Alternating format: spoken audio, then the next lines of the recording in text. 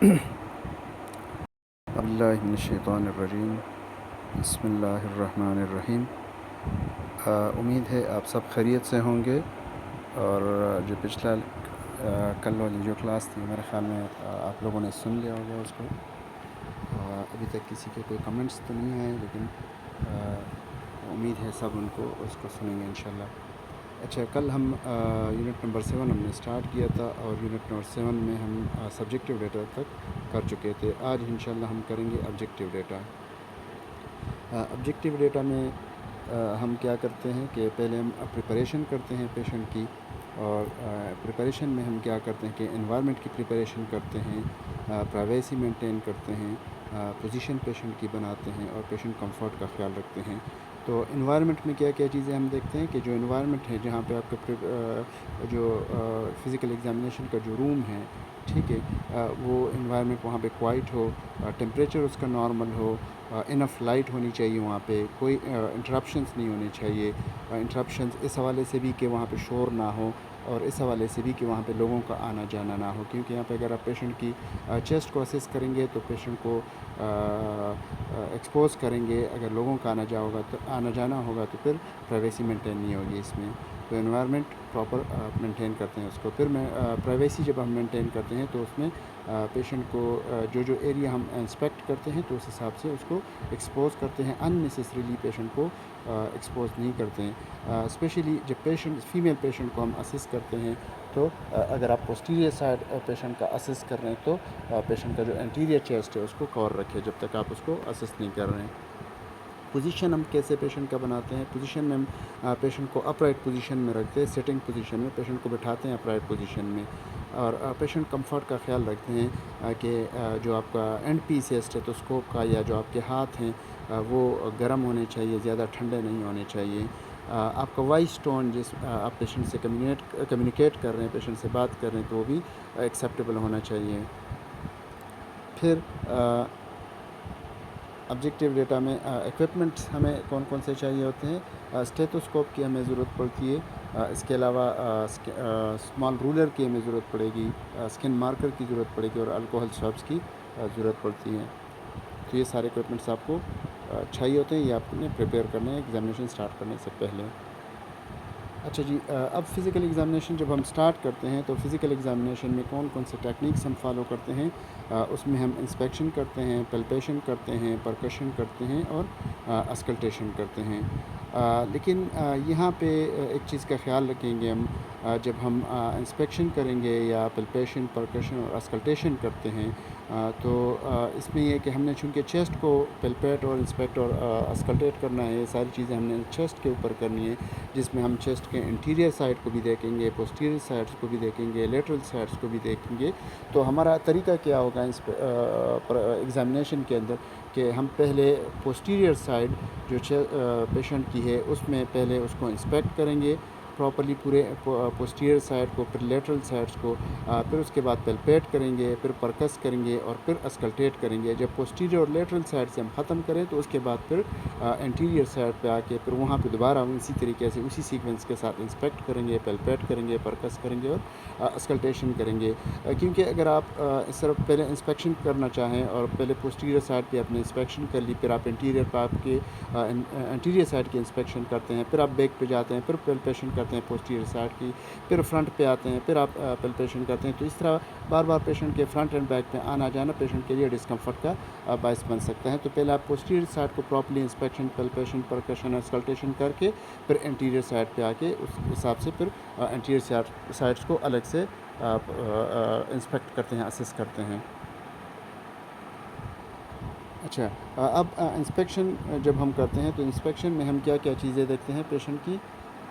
Inspection में हम देखते हैं कि शेप एंड कॉन्फ़िगरेशन देखते हैं, पेशेंट की पोजीशन को देखते हैं ब्रीदिंग के दौरान, स्किन ओवरऑल कलर और उसकी कंडीशन को हम असेस करते हैं। तो शेप में क्या है, जो शेप एंड कॉन्फ़िगरेशन है कि उसका चेस्ट वॉल ओवरऑल उसकी शेप को देखते हैं कि कोई उसमें स्केलेटल कोई डिफ़ॉर्मिटी तो नहीं है, जो कि थोड़ा से केज उसमें कोई मतलब उसकी शेप में कोई वो तो नहीं है, कोई डिफ़ॉर्मिटी वगैरह तो नहीं है। नॉर्मली क्या है कि जो स्पाइनसेस हैं, प्रोसेस जो स्पाइनस प्रोसेस हैं, ये स्ट्रेट लाइन में होने चाहिए। थोरेसिक जो है ना वो सिमेट्रिक होना चाहिए, डाउन स्लोपिंग होनी चाहिए उसमें, ठीक है। रिब्स जो है वो डाउन स्लोपिंग में होने चाहिए।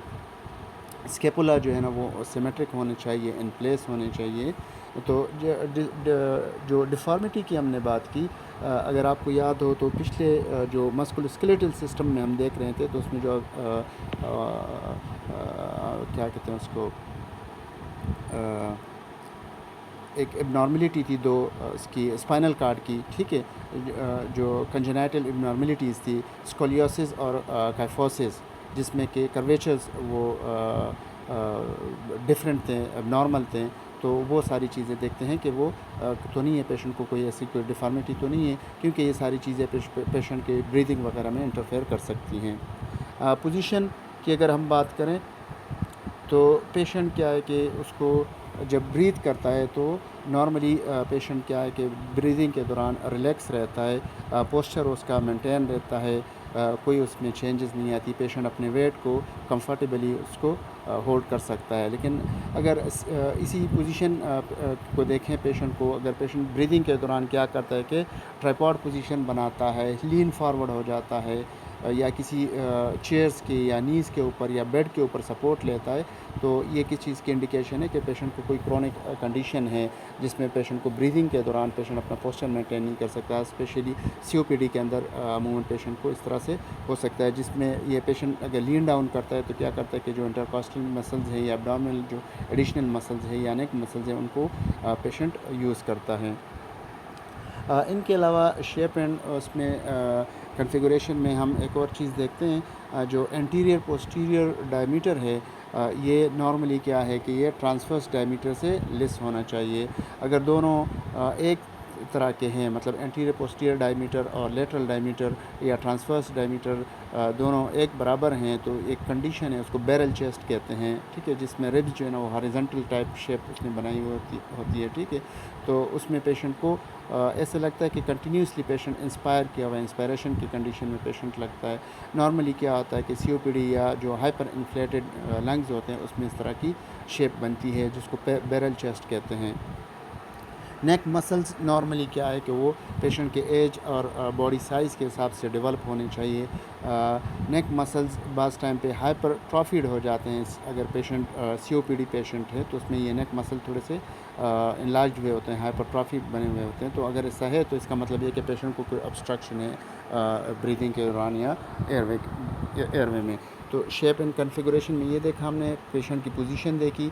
ओवरऑल हम स्किन कलर को पेशेंट के देखते हैं कि पेशेंट की जो चेस्ट वॉल है, उसकी जो पेशेंट का जो जेनेटिक बैकग्राउंड है या बाकी जो बॉडी है, उस हिसाब से पेशेंट का स्किन कलर है। इनके अलावा साइनोसिस नहीं है, कोई पैलर नहीं है, ठीक है। नॉर्मली इस तरह की कोई चीज़ें नहीं होनी चाहिए, कोई लीजन वगैरह चेस्ट वॉल के ऊपर नहीं बने हुए। फिर हम पेल्पेशन करते हैं। तो पेल्पेशन में हम क्या करते हैं कि पेल्पेशन में हम तीन चीज़ें देखते हैं, जो सिमेट्रिक एक्सपेंशन देखते हैं, टैक्टिकल फ्रेमेटस एक टर्म है वो देखते हैं, और चेस्ट वॉल को देखते हैं। इन तीनों को एक एक करके देखते हैं कि सिमेट्रिक एक्सपेंशन क्या है, टैक्टिकल फ्रेमेटस क्या है, और चेस्ट वॉल कैसे हम पेल्पेट करते हैं। सिमेट्रिक एक्सपेंशन, इसमें हम क्या करते हैं कि जिस तरह यहाँ आप डायग्राम में देख सकते हैं, ठीक है, कि पेशेंट जब ब्रीथ कर रहा है तो वो उसकी जो चेस्ट की एक्सपेंशन है वो सिमेट्रिक है, नॉर्मल है। तो हम क्या करते हैं कि जिस तरह डायग्राम में आप देख सकते हैं, दोनों हाथों को पेशेंट के चेस्ट वॉल के ऊपर ला के रखते हैं, तकरीबन जो थोरैसिक वर्टिब्रा 9 या 10 के लेवल के ऊपर लेके आते हैं। आपके थंब जो है ना उस पोजीशन में होते हैं, जिस तरह आप डायग्राम में देख सकते हैं। फिर हम पेशेंट को कहते हैं कि डीप ब्रीथ ले। पेशेंट जैसे ही ब्रीदिंग लेता है, डीप ब्रीथ लेता है, तो क्या होता है कि आपके जो थंब हैं ये एक दूसरे से थोड़े से दूर चले जाते हैं, अपार्ट हो जाते हैं, सिमेट्रिकली होते हैं। ये एक नॉर्मल एक्सपेंशन है। लेकिन अगर कभी कभी ऐसे हो कि अनईक्वल एक्सपेंशन है, एक साइड तो थंब मूव कर रहा है, दूसरी साइड पे नहीं कर रहा, या अनसिमेट्रिक एक्सपेंशन है, तो किस चीज़ की फाइंडिंग्स दे सकता है कि ये या तो पेशेंट को एटिलेक्टाइसिस है, या पेशेंट को नमोनिया हुआ है, या पेशेंट को कोई थोरेसिक ट्रामा हुआ है, या पेशेंट को फ्रैक्चर्स हैं रिब्स में, या पेशेंट को न्यूमोथोरेक्स वगैरह हुआ है। ठीक है, तो सिमेट्रिक एक्सपेंशन उसको इस तरीके से देखते हैं कि आप अपने हाथ को दोनों इस पोजीशन में रखते हैं पेशेंट के चेस्ट वॉल के ऊपर पोस्टीरियर साइड पे, फिर पेशेंट को डीप ब्रीदिंग का कहते हैं और एक्सपेंशन को नोट करते हैं। फिर टैक्टिकल फ्रेमेटस आ जाता है। टैक्टिकल फ्रेमेटस एक्चुअली है क्या, ये पल्पेबल वाइब्रेशंस है जो कि साउंड्स से क्रिएट होती है पेशेंट के लैरिंग्स के अंदर। तो ये साउंड्स जो डिफरेंट वर्ड्स हैं उससे क्रिएट होती है लैरिंग्स के अंदर, वहाँ से फिर ये ट्रांसमिट होती है ब्रोंकाई से उस लंग्स पेरेन्काइमा में, और लंग्स पेरेन्काइमा से हम चेस्ट वॉल के ऊपर अपने हाथ रख के इस वाइब्रेशंस को फील कर सकते हैं। हम क्या करते हैं कि जिस तरह डायग्राम में 1 2 3 के ये जो सीक्वेंस दी हुई है, इस हिसाब से जो पाल्म अल्नर एज है जो आपके हाथ का, या जो बेस है फिंगर्स का, वो पेशेंट के चेस्ट वॉल के ऊपर रखते हैं, और पेशेंट को कहते हैं, एक वर्ड है, पेशेंट को कहते हैं कि ये वर्ड रिपीट करे बार बार, 99, पेशेंट को कहते हैं कि 99 वर्ड रिपीट करे। जैसे ही पेशेंट ये वर्ड कहता है तो इसकी वजह से, इस साउंड्स की वजह से जो डिफरेंट वाइब्रेशंस क्रिएट होती है लैरिंग्स के अंदर, वो आप चेस्ट वॉल के ऊपर फील कर सकते हैं। तो नॉर्मली जो हमारे पास आते हैं तो वो वाइब्रेशंस हैं, कभी कभी ये डिक्रीज़ भी हो सकती है ये फ्रेमेटस, कभी कभी ये इंक्रीज़ भी हो सकती है। तो अगर डिक्रीज़ है, आपको कम वाइब्रेशंस फील होती है, तो इसका मतलब है कि जो साउंड्स है इनके, या जो वाइब्रेशंस हैं इनके ट्रांसमिशन में कहीं पे कोई ऑब्स्ट्रक्शन है। ये ऑब्स्ट्रक्शन पल्मोनरी एफिजन की वजह से भी हो सकता है, ये ऑब्स्ट्रक्शन न्यूमोथोरेक्स की वजह से भी हो सकता है, ये ऑब्स्ट्रक्शन एम्फाइसीमा की वजह से भी हो सकता है। या अगर इंक्रीज़्ड फ्रेमेटस है, तो इंक्रीज़्ड फ्रेमेटस किस चीज़ की इंडिकेशन देता है कि लंग्स टिश्यू के अंदर कोई कंसोलिडेशन है, जिस तरह के लोबर नमूनिया में है। तो जब हम पेल्पेट करते हैं इस सीक्वेंस के साथ, अच्छा, जो अपर एरियाज़ है जैसा कि 1 2 3 जो स्केपुलर एरियाज़ है, यहाँ पे नॉर्मली थोड़े से हमें वाइब्रेशंस हाई फील होते हैं। जैसे ही आप नीचे जाते हैं लोअर साइड पे या लेटरल साइड पे आते हैं, 3 4 या 5 जो नंबरिंग दी हुई है यहाँ तक आप पहुँचते हैं, तो नॉर्मली ये वाइब्रेशंस कम होती जाती हैं। ठीक है, तो इन वाइब्रेशंस को हम फील करते हैं अपने जो आपके अल्नर एज है हाथ का, उसकी थ्रू आप पेल्पेट कर सकते हैं उसको। फिर चेस्ट वॉल, उसको पेल्पेट करते हैं। तो चेस्ट वॉल के पेल्पेशन में हम क्या करते हैं कि नॉर्मली जो वो है फिंगर्स को हम यूज़ करते हैं यहाँ पे। ठीक है, जेंटली पेल्पेट करते हैं एंटायर चेस्ट वॉल को, उसमें कोई टेंडरनेस तो नहीं है। स्किन का टेम्परेचर को नोट करते हैं, मॉइस्चर को देखते हैं, सुपरफिशियल कोई लम्प्स या मासेस तो नहीं है, स्किन के अंदर कोई स्किन के ऊपर कोई लेजन्स वगैरह तो नहीं बने हुए हैं। लास्ट में एक पॉइंट दिया हुआ है क्रेपेटस। क्रेपेटस क्या चीज़ है? ये एक क्रैकलिंग सेंसेशन होती है। इसके एग्जांपल ऐसे देता हूँ कि किसी बैलून के अंदर या किसी भी सरफेस के अंदर अगर एयर भर जाए और आप उसके ऊपर हाथ रखते हैं, वो एयर इधर उधर मूव करता है, आप उसको फील कर सकते हैं। ठीक है, इस चीज़ को क्रेपेटस कहते हैं, इस क्रैकलिंग सेंसेशन को क्रेपेटस कहते हैं। ये अमूमन कब होता है? जब पेशेंट को सबकुटेनियस एम्फाइसीमा हुआ हो। सबकुटेनियस एम्फाइसीमा नॉर्मली कब होता है, मतलब कब एक्सपेक्ट कर सकते हैं? ज़्यादातर क्या होता है कि अगर पेशेंट की कोई थोरेसिक इंजरी पेशेंट को हुई है, या अगर पेशेंट की कोई थोरेसिक सर्जरी हुई है, तो नॉर्मली क्या होता है कि एयर एस्केप कर लेती है लंग्स से, और ये आपके सबकुटेनियस टिश्यूज़ में आके एकोमोडेट कर देती है, तो फिर उसको आप पेल्पेट कर सकते हैं, और उसकी वजह से जो सेंसेशन फील होती है उसको क्रेपिटस कहते हैं। ये क्रेपिटस अगर आप फील करते हैं तो इसका मतलब ये है कि पेशेंट को सबकुटेनियस एम्फाइसीमा हुआ है। नॉर्मली क्रेपिटस नहीं होने चाहिए जब आप पेशेंट चेस्ट वॉल को पल्पेट करते हैं। अब परकशन करते हैं हम चेस्ट की। तो जिस तरह डायग्राम्स में आप देख सकते हैं जो सीक्वेंस दी हुई है, पहले एपेक्स से स्टार्ट करते हैं, लंग्स के एपेक्स से, फिर ग्रेजुअली नीचे आते हैं 2 3 4, और जैसे ही आप परकस करते हैं तो राइट एंड लेफ़्ट साइड को फिर साथ साथ आप कंपेयर भी करते जाते हैं।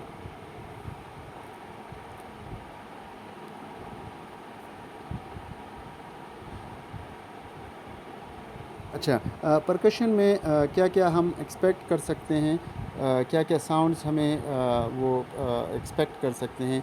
रेजोनेंस होती है नॉर्मली, जो एपेक्स एरिया है यहाँ पे रेजोनेंस आप वो परकस जब करते हैं तो रेजोनेंस क्या है कि लो पिच्ड क्लियर साउंड्स हैं, जैसे ही आप परकस करते हैं तो वो आपको सुनाई देता है। अगर रेजोनेंस है तो इसका मतलब है कि ये एक नॉर्मल लंग टिश्यू है। नॉर्मली आपको रेजोनेंस की साउंड जो है वो क्रिएट होती है परकशन के दौरान। अगर आप स्केपुला के ऊपर करते हैं तो थोड़े से फ्लैट साउंड्स आते हैं, या रिब्स के ऊपर अगर आप डायरेक्ट करते हैं तो थोड़े से फ्लैट साउंड्स आते हैं। तो रिब्स के ऊपर डायरेक्टली या स्केपुला के ऊपर आप कोशिश करते हैं कि परकशन को अवॉइड करते हैं।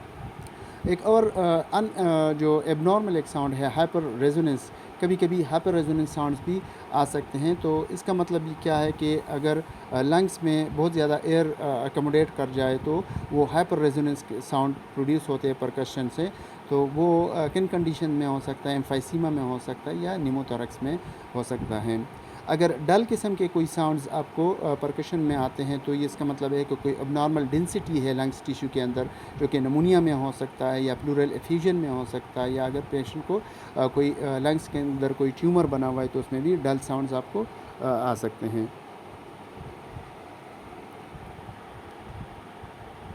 फिर परकशन में फर्दर एक चीज़ और है जिसको डायफ्रामेटिक एक्सर्शन कहते हैं।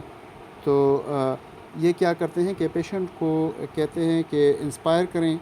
पेशेंट को नॉर्मली उसको कहते हैं कि ब्रीथ एक्सहेल करें, ठीक है। जैसे ही पेशेंट ब्रीथ एक्सहेल करते हैं तो फिर पेशेंट के कहते हैं कि थोड़ा सा होल्ड रखें। फिर परकशन हम स्टार्ट करते हैं lower border of the lung से, जहाँ पे साउंड चेंज हो जाता है डल से रेजोनेंस में, वहाँ पे आप मार्क करते हैं। और फिर दोबारा पेशेंट को कहते हैं कि आप इंस्पायर करें, ब्रीथ इन लें और होल्ड रखें। तो जैसे ही पेशेंट इंस्पायर करता है और होल्ड करता है तो फिर दोबारा आप वहीं पे लोअर बॉर्डर से आप परकशन शुरू करते हैं। और जहाँ पे साउंड चेंज हो जाता है डल से रेजोनेंस में, वहाँ पर एक और आप मार्क लगाते हैं स्किन के ऊपर। फिर इन दोनों मार्क्स को हम क्या करते हैं कि मैयर करते हैं कि नॉर्मली क्या है कि 3 to 5 सेंटीमीटर्स या 3 to 6 सेंटीमीटर्स होनी चाहिए। अगर एबनॉर्मली हाई लेवल पे डलनेस आपको पास आ जाती है तो इसका मतलब ये है, या इसका मतलब ये है कि पेशेंट को कोई प्लूरल एफ्यूजन वगैरह है या एटेलेक्टेसिस है पेशेंट के लोअर लोब्स में। तो नॉर्मल जो डायफ्रामेटिक एक्सर्शन है वो 3 to 5 सेंटीमीटर्स होनी चाहिए। अब अस्कल्टेट करते हैं हम चेस्ट को। तो अस्कल्टेशन के दौरान जिस तरह डायग्राम में आप सीक्वेंस देख सकते हैं, फिर भी 1 1 2 2 इस तरीके से आप राइट एंड लेफ़्ट को फिर वो करते हैं, कंपेयर करते हैं दोनों को साथ। जब हम अस्कल्टेट करते हैं तो हमें 3 किस्म की मुख्तलिफ साउंड्स आती हैं। ब्रोंकियल साउंड्स आ सकती है नॉर्मली, ब्रोंको वेजिकुलर साउंड्स आ सकती हैं, या फिर वेजिकुलर साउंड्स आ सकती हैं।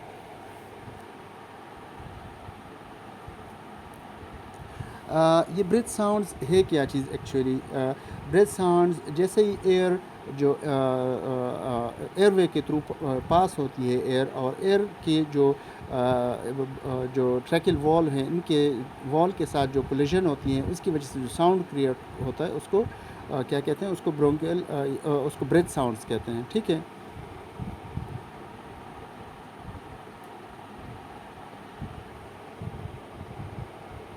अच्छा, यहाँ पे कहाँ कहाँ पे आपको वेजिकुलर साउंड्स आएंगे, कहाँ पे ब्रोंकियल वेजिकुलर साउंड्स आप अस्कल्टेट कर सकते हैं, और कहाँ पे आपको वेजिकुलर साउंड्स आएंगे। तो जहाँ पे वी लिखा हुआ है इसका मतलब है कि इन एरियाज़ में आपको वेजिकुलर साउंड्स आते हैं, आप अस्कल्टेट करते हैं।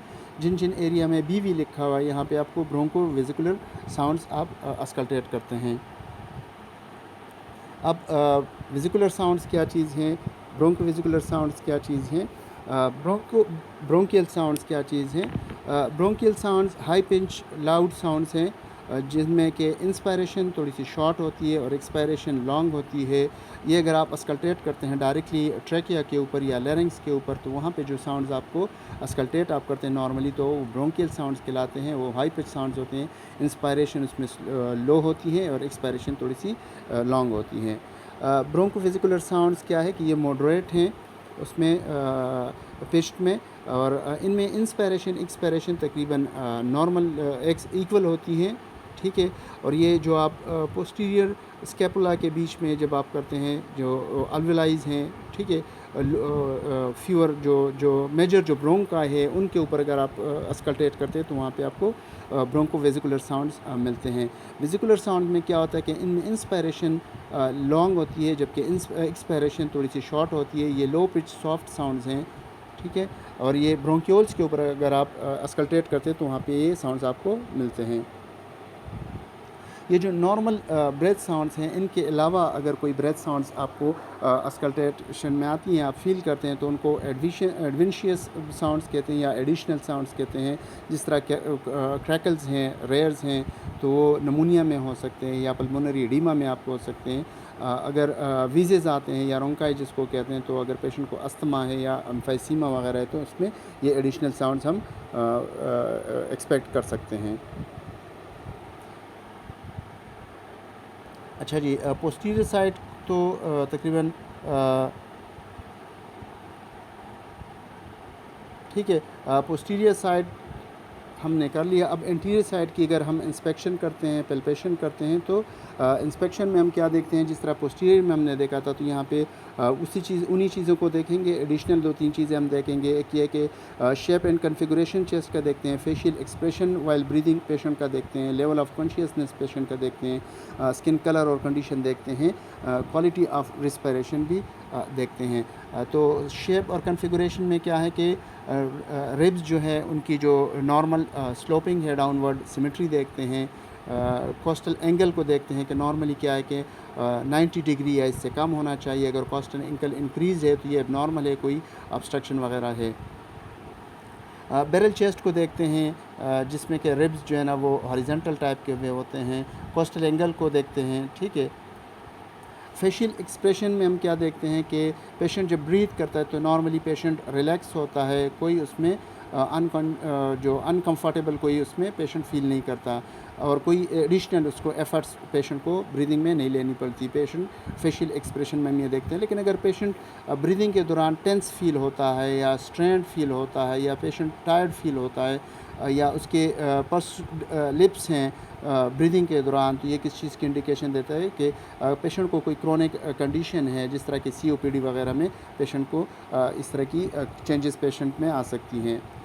लेवल ऑफ कॉन्शियसनेस पेशेंट का देखते हैं कि पेशेंट अलर्ट है, कोऑपरेटिव है, क्योंकि सेरेब्रल हाइपोक्सिया में क्या होता है कि पेशेंट ड्राउजी होता है या एंग्जाइटी उसको होती है पेशेंट को, ठीक है, रेस्टलेस होता है पेशेंट, इरिटेबल होता है पेशेंट। तो ये सारी चीज़ें पेशेंट की ब्रीदिंग के दौरान असेस करते हैं। स्किन कलर और ऑल स्किन कलर देखते हैं, और पेशेंट की साइनोसिस वगैरह अगर है तो वो ऑब्ज़र्व करते हैं। पेशेंट की कोई लेजन वगैरह है अगर तो उसको ऑब्ज़र्व करते हैं। क्वालिटी ऑफ रिस्पिरेशन में हम क्या देखते हैं कि नॉर्मल रिलैक्स ब्रीदिंग है पेशेंट की, कोई एक्स्ट्रा एफर्ट्स पेशेंट नहीं ले रहा, रेगुलर ब्रीदिंग है, इवन है, ठीक है, कोई नॉइज़ वगैरह प्रोड्यूस नहीं होता। चेस्ट एक्सपेंशन नॉर्मल है, सिमेट्रिक है इंस्पायरेशन के दौरान, तो ठीक है। रिस्पिरेटरी रेट नॉर्मल लिमिट्स में है, कोई इंक्रीज़ या डिक्रीज़ नहीं है। ब्रीदिंग पैटर्न पेशेंट का रेगुलर है। तो ये सारी चीज़ें हम इंस्पेक्शन में देखते हैं।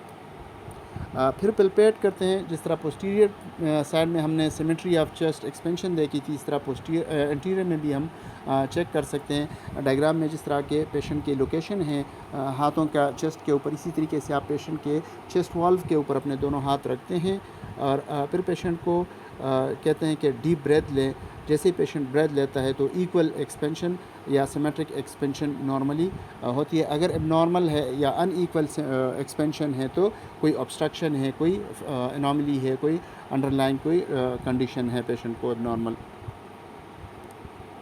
पेल्पेशन में हम क्या करते हैं कि एक कंडीशन है टैक्टिकल फ्रेमेटस उसको बोलते हैं या वोकल फ्रेमेटस इसको कहते हैं, ठीक है। तो इसमें क्या करते हैं कि इसी तरीके से हम जिस तरह पोस्टीरियर साइड पे हमने पेल्पेट किया था, जो अल्नर एज है आपके हाथ का या जो फिंगर बेस है उसको डायग्राम के सीक्वेंस के हिसाब से एपिक्स को पहले करते हैं, फिर स्लो डाउन वर्ड आते हैं और राइट एंड लेफ़्ट को कंपेयर करते रहते हैं। वाइब्रेशन साउंड इसी तरीके से क्रिएट होती है। पेशेंट को कहते हैं कि 99 का वर्ड कहें। जैसे पेशेंट 99 का वर्ड रिपीट करता है तो हम वो जो वाइब्रेशंस क्रिएट होती है उनको फील करते हैं।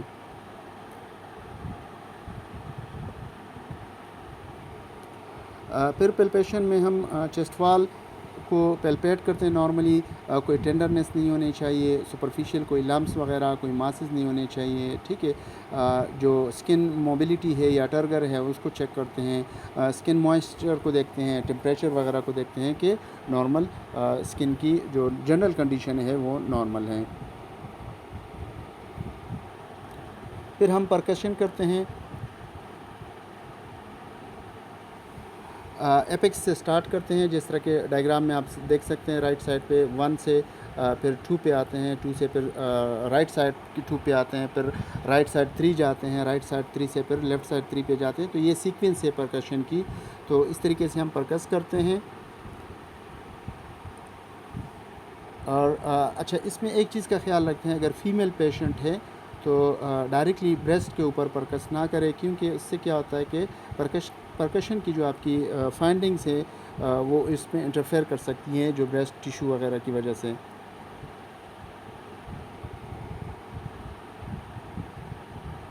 फिर हम अस्कल्टेट करते हैं।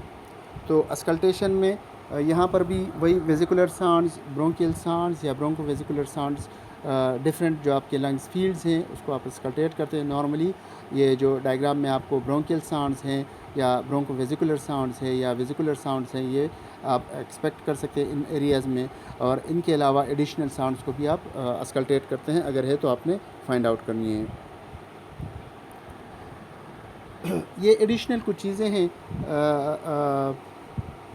इसमें, क्या कहते हैं कि इस वोकल फ्रामेटस इसको असेस करते हैं। एक ब्रोंकोफोनी कहते हैं उसको। इसमें क्या कहते हैं कि पेशेंट को हम कहते हैं कि आप 99 कहें, ठीक है। जैसे ही पेशेंट ये वर्ड कहता है 99, तो इसका साउंड थोड़ा सा क्या कहते हैं उसको कि स्लो डाउन हो जाता है। और नॉर्मली क्या होता है कि अगर नॉर्मल लंग्स है तो ये साउंड, ये 99 का वर्ड जो है वो फुली आउट नहीं आता, थोड़ा सा मफल्ड हो जाता है।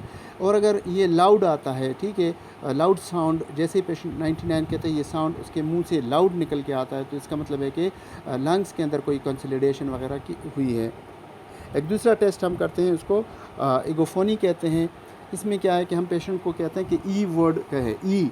जैसे ही पेशेंट ई कहते हैं तो नॉर्मली क्या आता है कि नॉर्मली यहाँ पर भी ये साउंड भी मफल्ड हो जाता है, लेकिन अगर ये साउंड ई की जगह लेटर ए की तरह, आ की तरह निकलता है, तो इसका मतलब है कि पेशेंट को कोई अंडरलाइंग कोई कंसोलिडेशन है या लंग टिश्यूज़ के अंदर कोई नॉर्मलिटी है।